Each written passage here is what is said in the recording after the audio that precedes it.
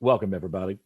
Good to have you here on the 30th episode where we're dealing with the tribes of Israel, why they were formed, who they were, when did they happen, and what was their purpose.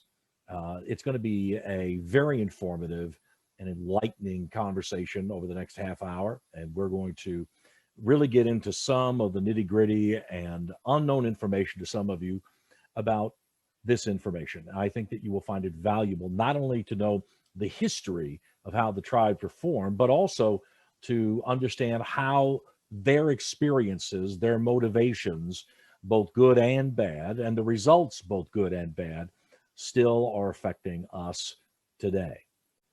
You're going to enjoy this, so let's just jump right in and we're just going to have a great time. So let's begin. So the beginning of the tribes of Israel starts with Abraham. Abraham and Sarah, later in life, or really later in life, produce Isaac.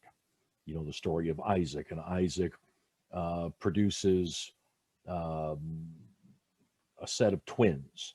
Esau was the oldest, Jacob was the youngest of the twins, meaning Esau was born first.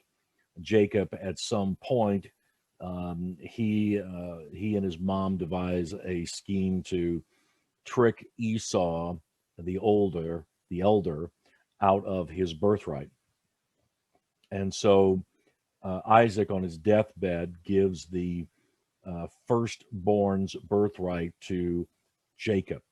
Later, God changes Jacob's name to Israel. We'll get to that in a minute. Now, I want you to remember the trickery that Jacob committed against his older brother to try to get a birthright. All right, so Jacob now falls in love and is smitten with a girl named Rachel. And as he's working for Rachel's father, father says, well, you can't have Rachel unless you work for me for several years.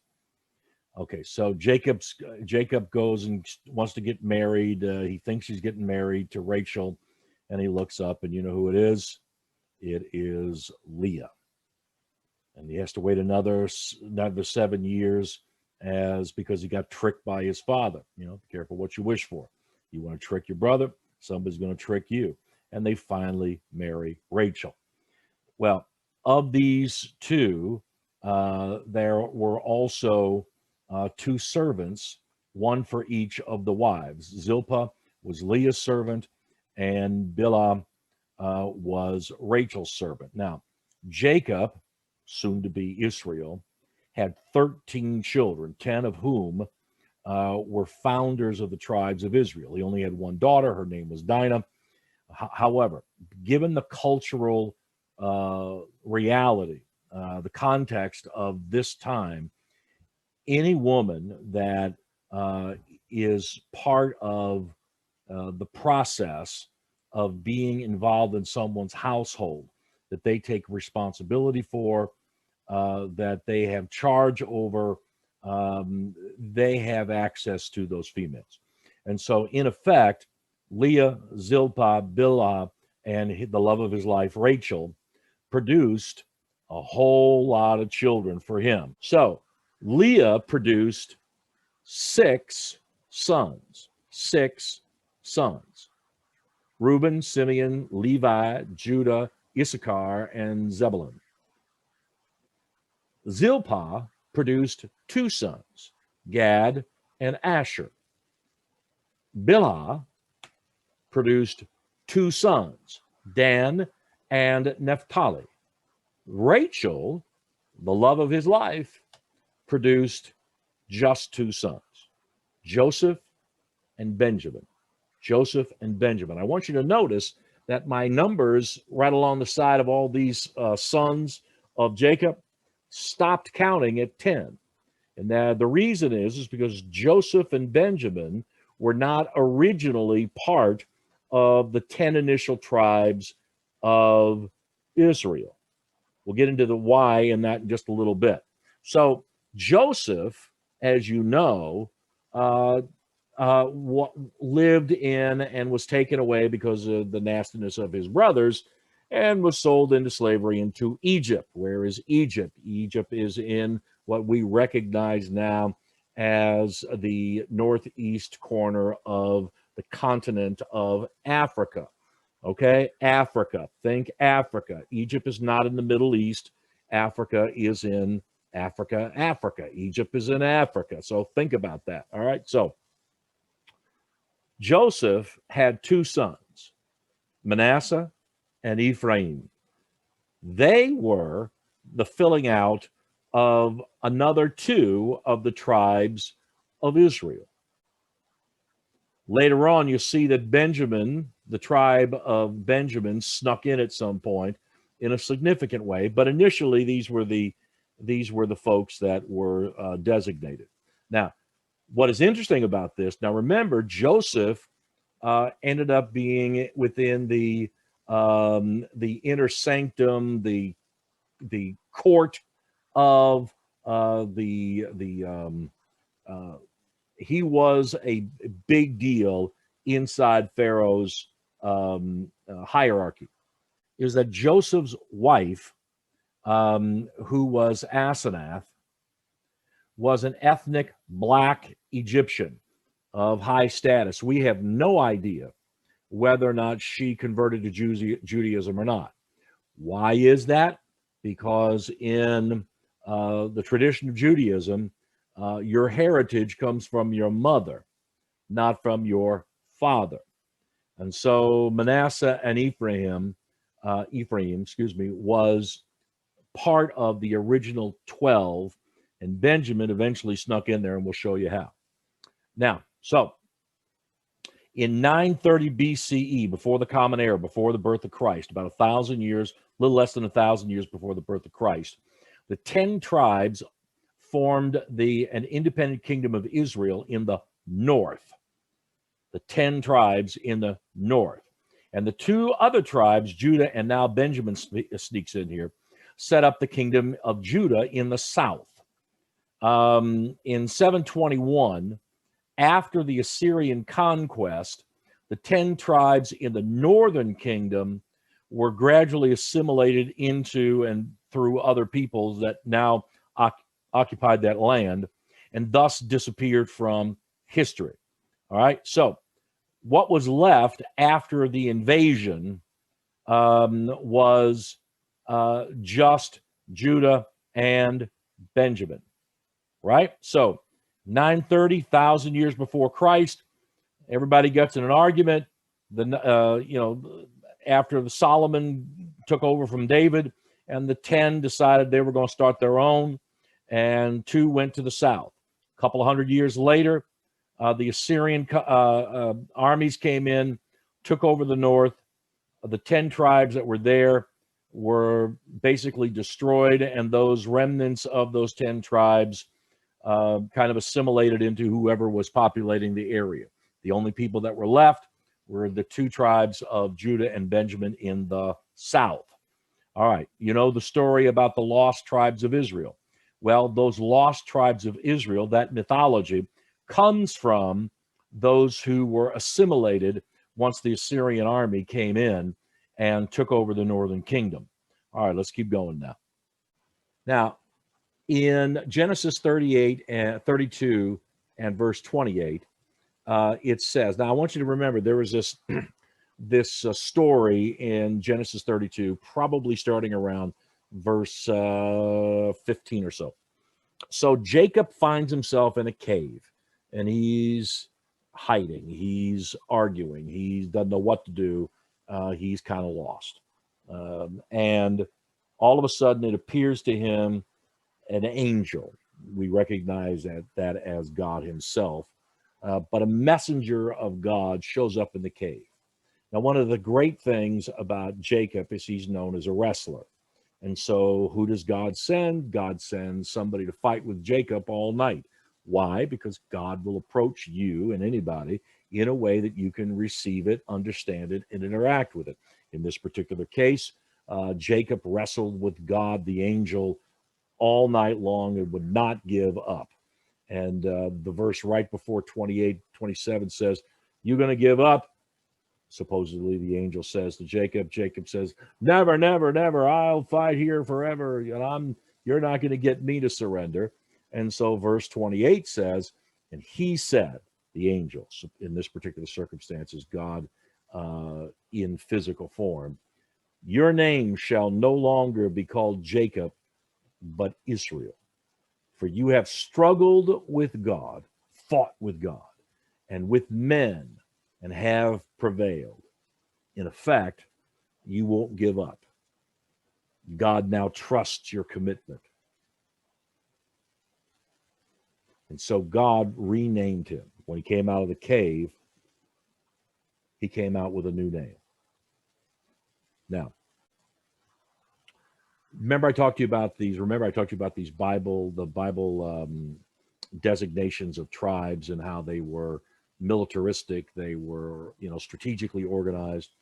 These are three separate maps, all describing at some point in the history of the people of Israel where their designated areas were.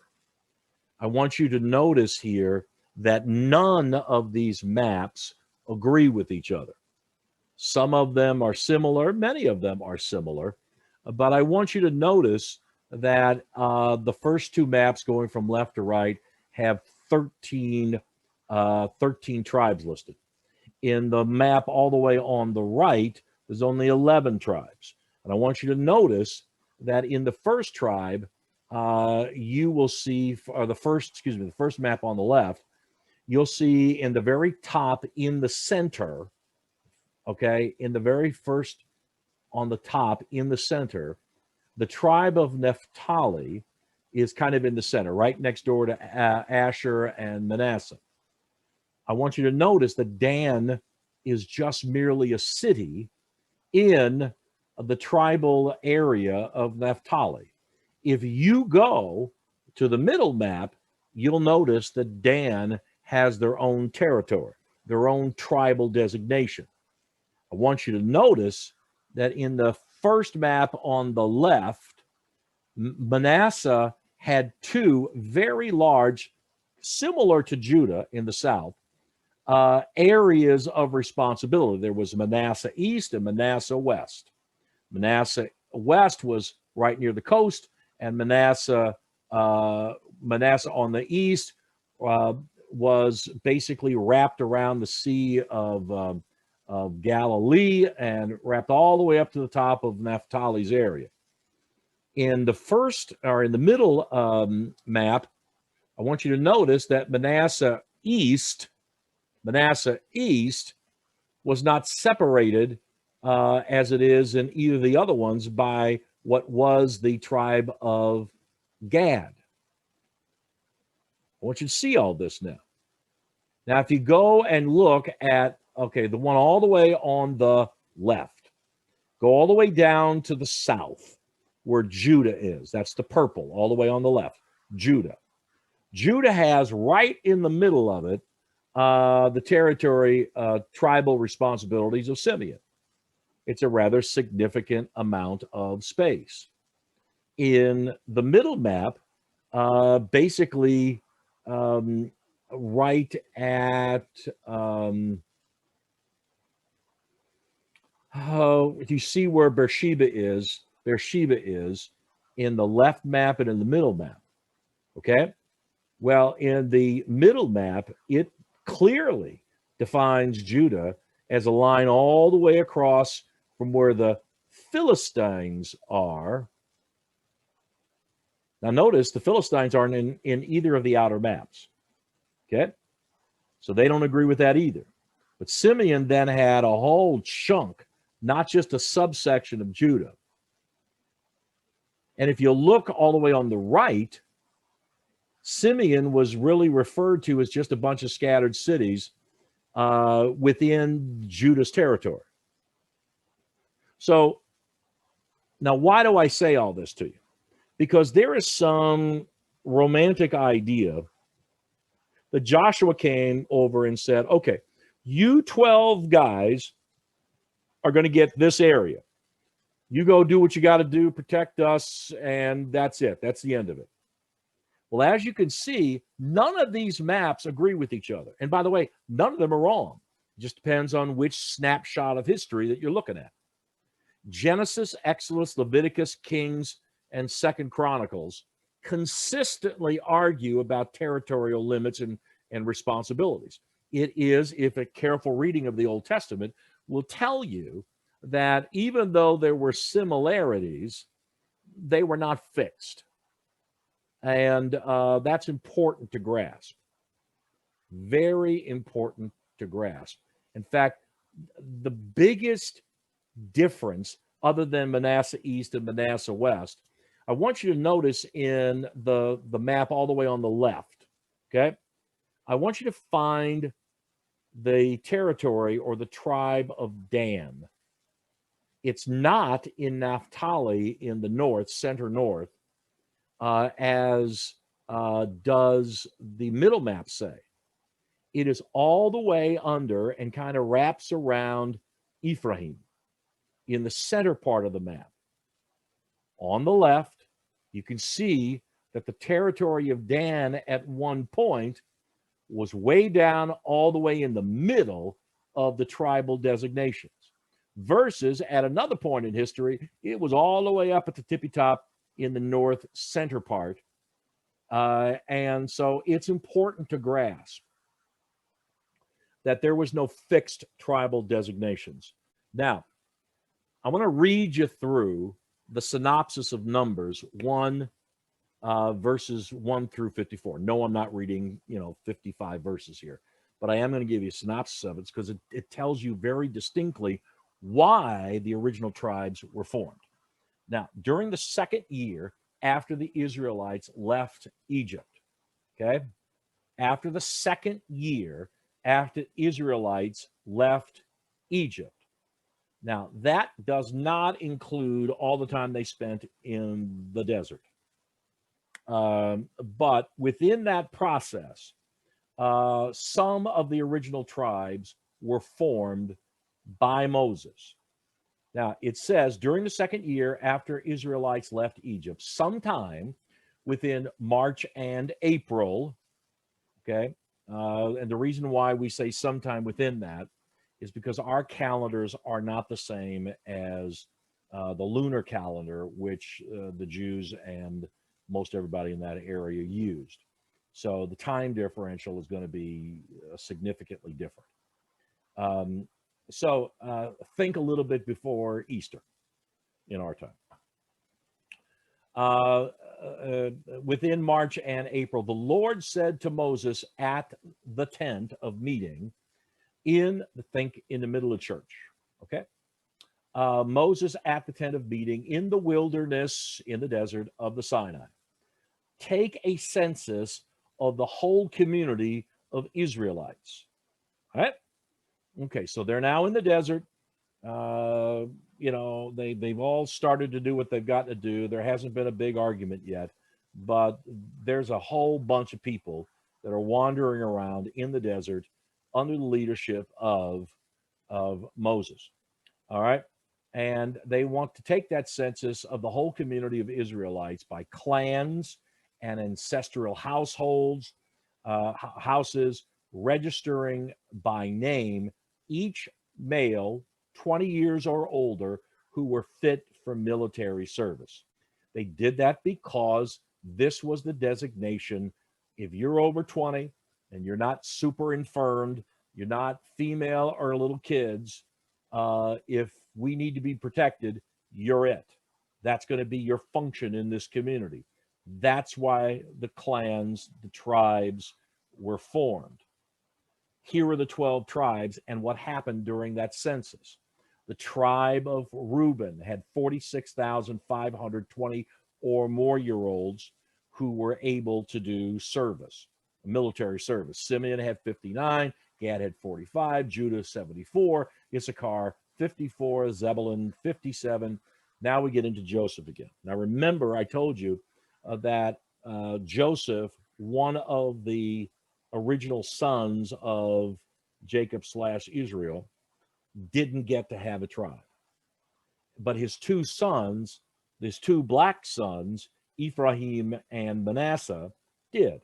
Ephraim had 40,520 20-year-old and olders who were capable of being in for military service, and Manasseh had 32,200. Benjamin, 35,000. Dan, 62,000. Asher, 41. And Naphtali, 53. And the total enrollment of the Israelites of 20 years or more was a little over 600,000 people who were designated to protect the community.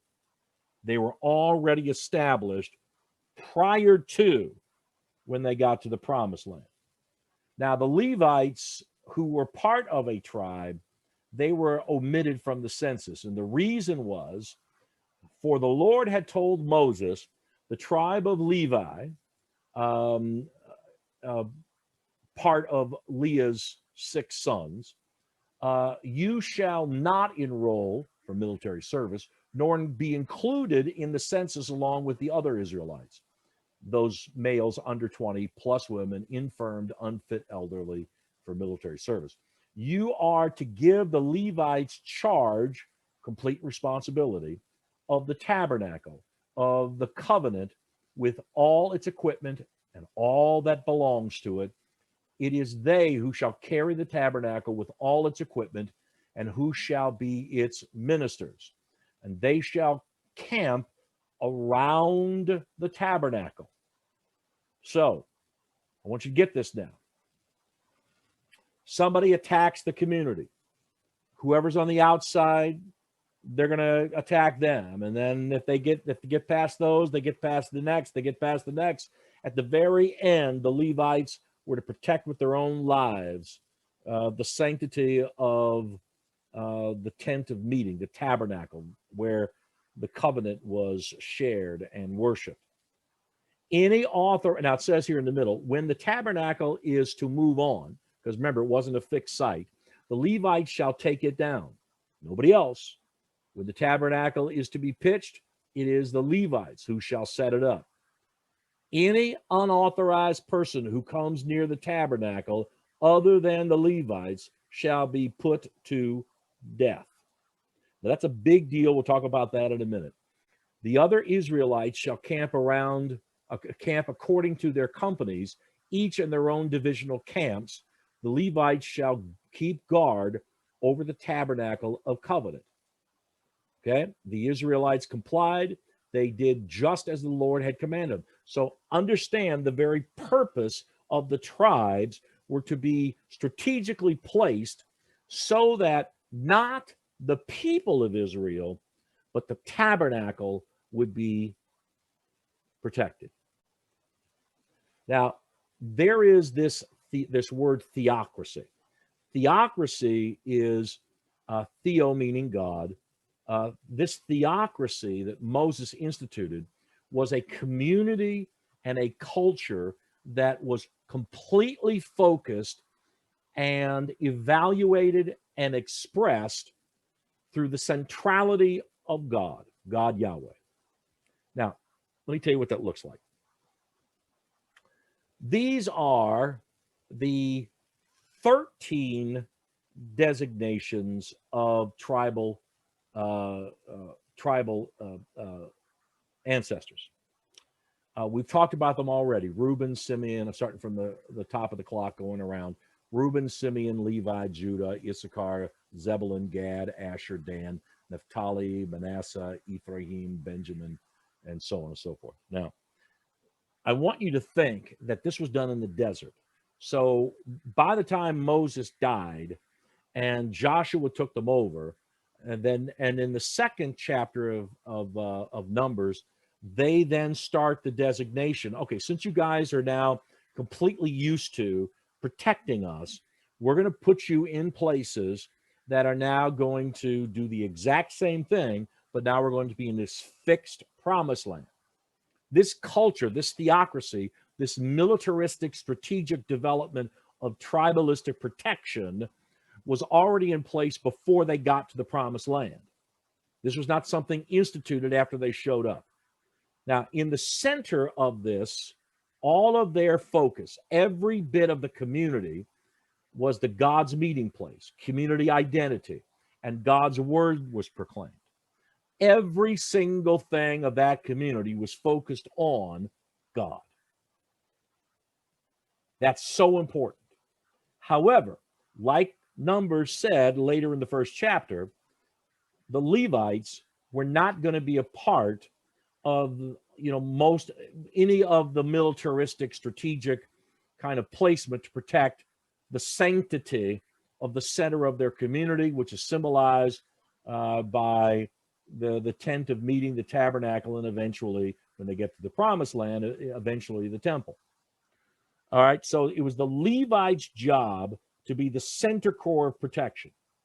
Now, these are all the things that they were protecting against: regional enemies, unexpected dangers, people marauding if they're in the desert trying to steal whatever they have.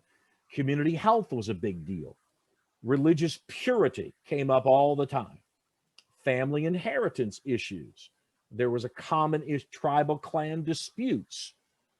These were all growth areas of justice and mitigating conflict, both from outside and inside. This is their function.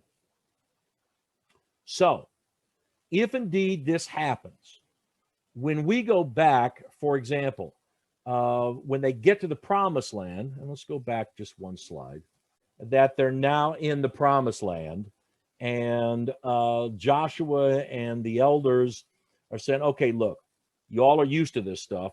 I want Manasseh, since you and Judah are tough guys, I want you to take a big chunk of the east coast that leads up to the sea.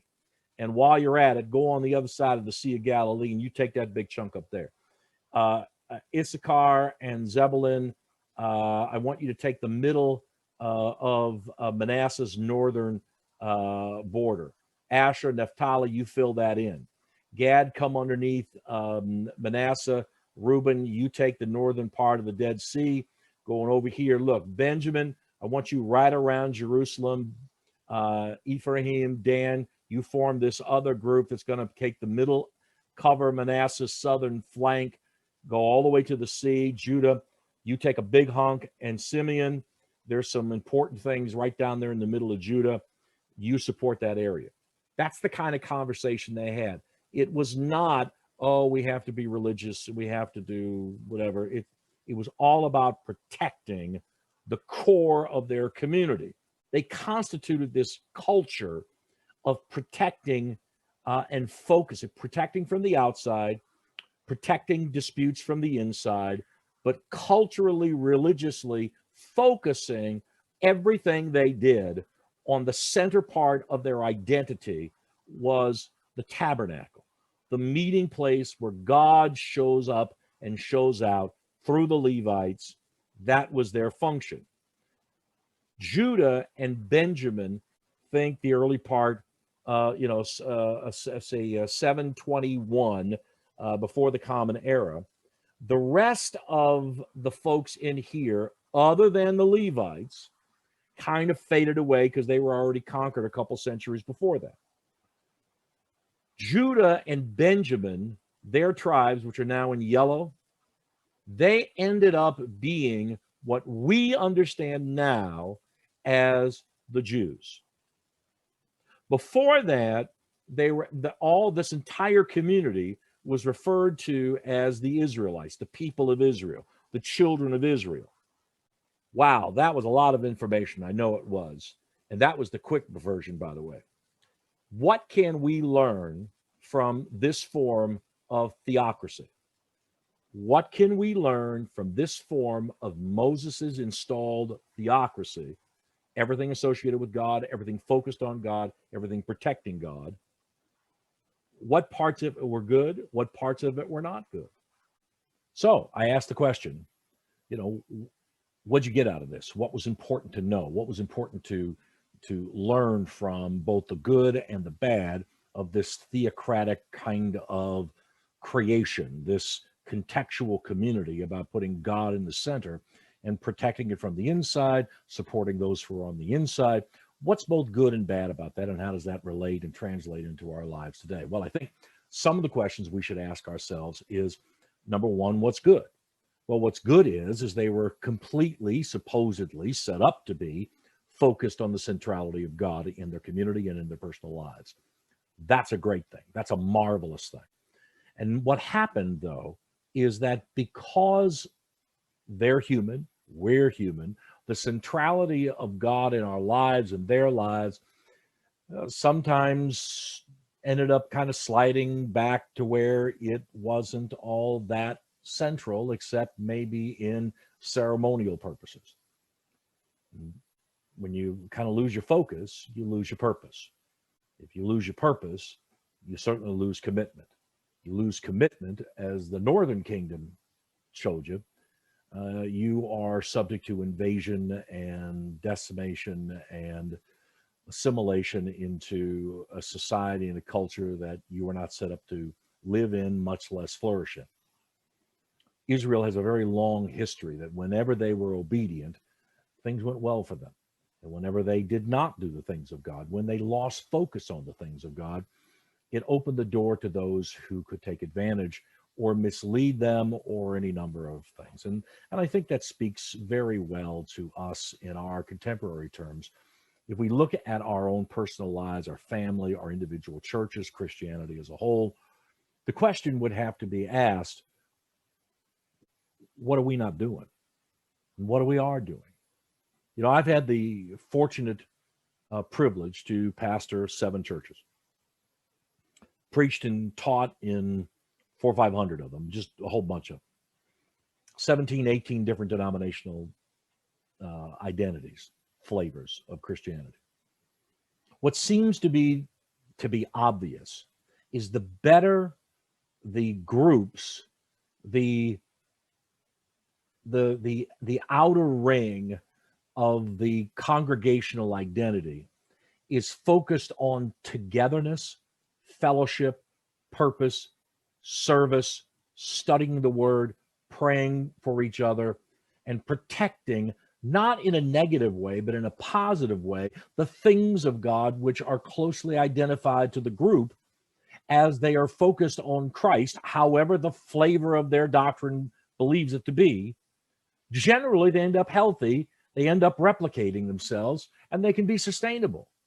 And the churches who don't do that, it's just really a matter of time when they fall away to failure. It really isn't, should you circle the wagons? It's a question of balance. What are you circling? Why are you circling? What is the purpose for the support? What is the focus and commitment to God because of that? When we lose our understanding of the centrality of God, we eventually lose. When we find it more important to keep people out because they're not part of us, there is no opportunity for growth.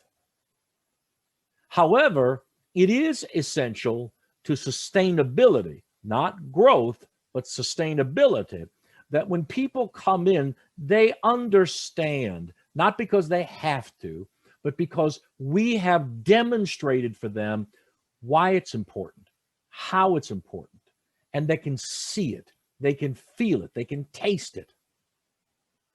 They can walk with us, and it presents a rock-solid, committed, sustainable, replicatable community of God. When Israel did it, they flourished. When they got arrogant and self-serving, protective, gatekeepers only, they failed. We don't need to be failing anymore.